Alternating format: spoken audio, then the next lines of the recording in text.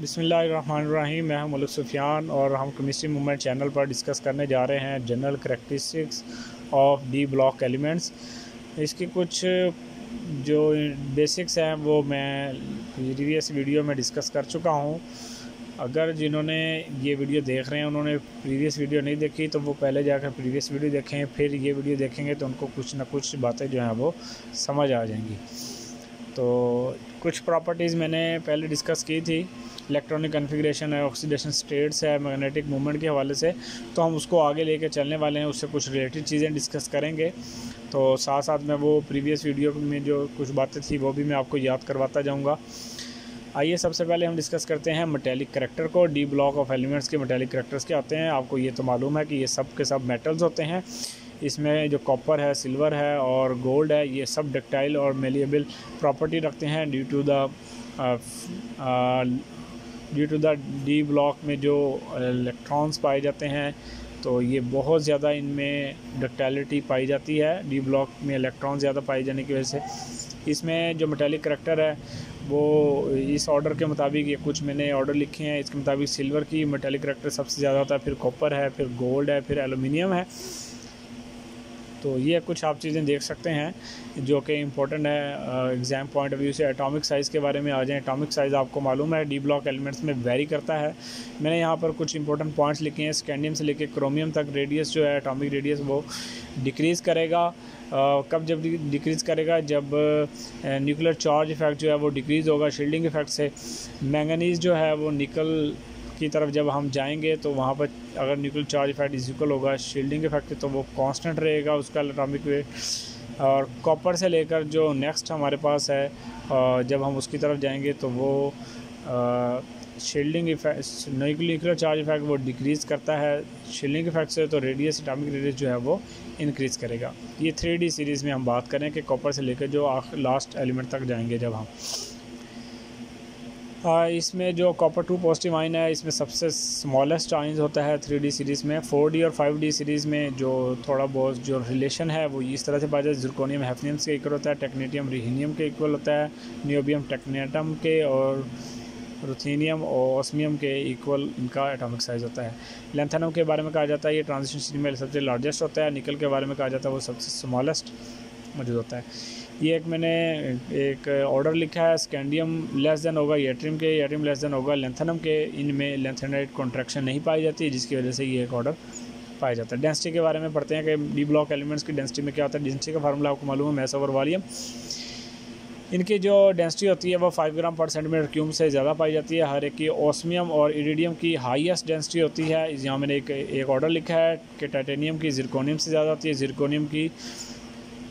Titanium की कम होती है डेंसिटी ज़िरकोनियम से। ज़िरकोनियम की सबसे कम होती है और भी ज़्यादा कम होती है हैफनियम से। यहाँ मैं 3D सीरीज़ के लिए मैंने एक सीरीज़ लिखी है। स्कैंडियम से लेकर क्रोमियम तक जो है वो डेंसिटी इंक्रीज़ करती है। मैंगनीज़, आयरन, कोबाल्ट और निकल की जो डेंसिटी होती है वो कांस्टेंट रहती है। कॉपर से जिंक की तरफ जब हम जाएंगे तो वो डेंसिटी जो होगी वो डिक्रीज़ करेगी। स्कैंडियम जो होता है 3D सीरीज़ में सबसे लोएस्ट होता है और कॉपर की जो डेंसिटी होती है वो लार्जेस्ट होती है। यहाँ मैंने एक ऑर्डर लिखा है कि आयरन की डेंसिटी कम होती है निकल से, निकल की कम होती है कॉपर से, आयरन की कम होती है कॉपर से, कॉपर की कम होती है गोल्ड से, आयरन की कम होती है मरकरी से, मरकरी की कम होती है गोल्ड से। तो यहाँ से आपको मालूम होगा कि गोल्ड की डेंसिटी इन ऑर्डर में सबसे ज़्यादा होती है। आइएगा मेल्टिंग पॉइंट, बॉइलिंग पॉइंट के बारे में डिस्कस करते हैं। मेल्टिंग पॉइंट, बॉइलिंग पॉइंट जो होता है वो डिपेंड करता है अनपेयर्ड ऑफ डी इलेक्ट्रॉन से। मैंने यहाँ पर एक नोट लिखा है कि जिंक, कैडमियम और मरकरी जो होते हैं ये वोलेटाइल मेटल्स कहलाते हैं। वोलेटाइल मेटल इसलिए कि इनका मेल्टिंग पॉइंट, बॉइलिंग पॉइंट्स क्या होता है, काफ़ी कम होता है ड्यू टू द इनमें अनपेयर्ड ऑफ इलेक्ट्रॉन जो है वो बहुत ही कम पाए जाते हैं, फील्ड होते हैं ये, इस वजह से ये वोलेटाइल मेटल्स पाए जाते हैं। जितने अनपेयर्ड इलेक्ट्रॉन ज़्यादा होंगे उतना उनका मेल्टिंग पॉइंट, बॉइलिंग पॉइंट्स भी क्या होगा, इंक्रीज़ करेगा। स्कैंडियम और क्रोमियम की तरफ जाएँ तो melting point, boiling point increase करते हैं। मैंगनीज से जिंक की तरफ जाएंगे तो वो क्या होगा, डिक्रीज़ करते हैं। मरकरी का जो बॉइलिंग पॉइंट है वो -38 डिग्री सेंटीग्रेड है और जो टंगस्टन का है वो 3400 डिग्री सेंटीग्रेड इसका टंगस्टन का है। यहाँ मैंने रिड्यूसिंग और ऑक्सीडाइजिंग एजेंट का एक मैंने लिखे हैं हिंट्स। रिड्यूसिंग एजेंट्स कौन कौन से होते हैं इसमें टाइटेनियम, वेनेडियम और आयरन और कोबाल्ट, ये सब 2+ ऑक्सीजन स्टेट में है। ऑक्सीडाइजिंग एजेंट कौन से होते हैं? क्रोमियम 6 है। मैंगनीज के तीनों ऑक्सीडेशन 7, 4 और 5। ये इंपॉर्टेंट कुछ पॉइंट्स हैं, आप इसको नोट करते रहिएगा। कलर क्या है जी? जो ट्रांजिशन मेटल्स हैं ये इनके आयन जो हैं वो डिफरेंट तरह के कलर शो करते हैं। वो शो करते हैं कलर्स किसकी वजह से? अनपेयर्ड इलेक्ट्रॉन की वजह से। इनमें डी ट्रांजिशन पाई जाती है जिसकी वजह से ये कलर आयन शो करते हैं। यहाँ पर मैंने कुछ नाम लिखे हैं कि अनपेयर्ड इलेक्ट्रॉन अगर ज़ीरो हों किसी भी डी ऑर्बिटल में, जैसे स्कैंडियम 3 पॉजिटिव है, कॉपर +1 है, टाइटेनियम +4 है, इनमें अनपेयर्ड इलेक्ट्रॉन 0 पाए जाते हैं क्योंकि इन्होंने अपने इलेक्ट्रॉन लूज़ कर दिए हैं। ये ऑक्टेट कंप्लीट है इनका। ये कलरलेस आयंस कहलाते हैं। ये याद रखिएगा, स्कैंडियम 3 पॉजिटिव, कॉपर +1, टाइटेनियम +4, ये सब के सब कलरलेस कहलाएंगे। डी ऑर्बिटल के स्प्लिट होते हैं दो तरह की एनर्जी ऑर्बिटल्स में। एक लोअर एनर्जी होते हैं जिसको T2G का नाम देते हैं, और एक EG का जो कि हायर एनर्जी है। लोअर एनर्जी से हायर एनर्जी की तरफ जब इलेक्ट्रॉन मूव करते हैं ये एक्साइटेड होते हैं। इस एक्साइटेशन के प्रोसेस को हम लोग नाम देते हैं डी ट्रांजिशन का। T2G में ये ऑर्बिटल्स आते हैं DXY, DXZ, DYZ। ये डीजनरेट ऑर्बिटल्स हैं, इनकी एनर्जी लो होती है। DX2, DY2, DZ2 ये EG में आते हैं, इनकी एनर्जी हाई होती है। तो लोअर एनर्जी से हाई एनर्जी की तरफ जब इलेक्ट्रॉन मूव करते हैं इसको एक्साइटेशन का नाम देते हैं। डी ट्रांजिशन भी कहा जाता है। ये डी ट्रांजिशन उसकी रीज़न होती है किसी भी आयंस की, मेटल आयंस की कलर को शो करने में। यहाँ मैंने कुछ इंपॉर्टेंट मेटल आयंस लिखे हैं और साथ उनके कलर लिखे हैं, आप इसको आसानी से याद भी कर सकते हैं। जैसे टाइटेनियम 3 पॉजिटिव है, इसका पर्पल होता है। मैंगनीज 2 पॉजिटिव है, लाइट पिंक है। PP करके आप टाइटेनियम और मैंगनीज को याद कर सकते हैं। 3-2 है, आयरन और निकल और क्रोमियम और आयरन। इनकी आप देखें, इनकी सबकी 3-3 और ये 2 है। इनको येलो, ग्रीन और ये ग्रीन है, और आयरन की 2 पॉजिटिव की पेल ग्रीन है। कोबाल्ट और कॉपर दोनों CC से शुरू होते हैं। इन दोनों का कलर जो होता है वो ब्लू है। मैग्नेटिक प्रॉपर्टीज़ क्या होती हैं? मैग्नेटिक प्रॉपर्टीज़ भी अनपेयर्ड इलेक्ट्रॉन की वजह से होती है। अनपेयर्ड इलेक्ट्रॉन जितने ज़्यादा होंगे उतने पैरामैग्नेटिज्म ज़्यादा शो करते हैं। जैसे मैंने एक एग्जांपल दिया है, टाइटेनियम 2 पॉजिटिव है, यहाँ पर 2 अनपेयर्ड इलेक्ट्रॉन्स हैं।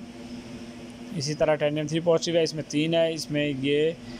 और इसी तरह मैग्नीशियम 2 पॉजिटिव है, इसमें 3 अनपेयर्ड इलेक्ट्रॉन है। क्रोमियम 3 पॉजिटिव है, इसमें ये अनपेयर्ड इलेक्ट्रॉन है। तो मैग्नेटिक मूवमेंट के हवाले से एक फार्मूला आपको लास्ट वीडियो में बताया था, N = N × N+2 और ओवरऑल रूट आ जाएगा। और ये इसका जो यूनिट होगा वो बोर मैग्नेटॉन होगा। जितना मैग्नेटिक मूवमेंट, अगर मैग्नेटिक मूवमेंट 0 होगा तो ये डायमैग्नेटिक होगा। अगर नंबर पे अब अनपेयर्ड इलेक्ट्रॉन ज़्यादा होंगे तो मैग्नेटिक मूवमेंट ज़्यादा होगा। मैग्नेटिक मूवमेंट ज़्यादा होगा तो पैरामैग्नेटिज्म भी ज़्यादा होगा। ठीक है। और D5 है, इसकी जो अगर आपके पास किसी भी डी ब्लॉक एलिमेंट में D5 में 5 अनपेयर्ड इलेक्ट्रॉन्स पाए जाएँ, जैसे मैंने ये एक लिखी है, तो पैरामैग्नेटिज्म इसका क्या होता है? सबसे हाई होता है। यहाँ मैंने एक और प्रॉपर्टीज़ लिखी है, कैटालिटिक है। आपको मालूम है कि ट्रांजिशन मेटल जो हैं वो कैटालिटिक प्रॉपर्टी भी शो करते हैं। जैसे आयरन है, हेबर प्रोसेस में 4 अमोनिया बनाने के लिए इस्तेमाल किया जाता है। वैनेडियम पेंटॉक्साइड है, सल्फ्यूरिक एसिड बनाने के लिए इस्तेमाल किया जाता है। कॉन्टैक्ट प्रोसेस में प्लेटिनम है, ओस्टोवाल्ट प्रोसेस के लिए इस्तेमाल किया जाता है। नाइट्रिक एसिड के लिए। निकल को हाइड्रोजनेशन, घी वगैरह बनाने के लिए इस्तेमाल किया जाता है। आयरन सल्फेट है, ऑक्सीडेशन ऑफ बेंजीन के लिए इस्तेमाल किया जाता है विद हाइड्रोजन पेरोक्साइड के लिए। कॉपर को इस्तेमाल किया जाता है हाइड्रोजनेशन ऑफ अल्कोहल के लिए। इसी तरह टाइटेनियम क्लोराइड, टेट्राक्लोराइड को इस्तेमाल किया जाता है विनाइल पॉलीमराइजेशन के लिए।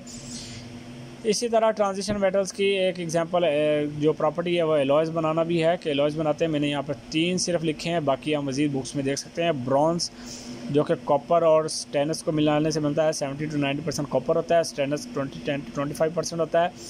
ये जो आम लाइफ में हम चीज़ें यूज़ करते हैं उनकी कंपोजिशन वगैरह, उनके बारे में इंफॉर्मेशन ज़रूर हमें होनी चाहिए। ब्रास है, इसमें कॉपर और जिंक होता है, इसमें 60 to 80% कॉपर होता है, और जिंक जो होता है वो 70 to 40% होता है। नाइक्रोम है, इसमें निकल, क्रोमियम और आयरन पाया जाता है। ये नाइक्रोम की हम प्रैक्टिकल वगैरह के लिए हम नाइक्रोम को यूज़ करते हैं।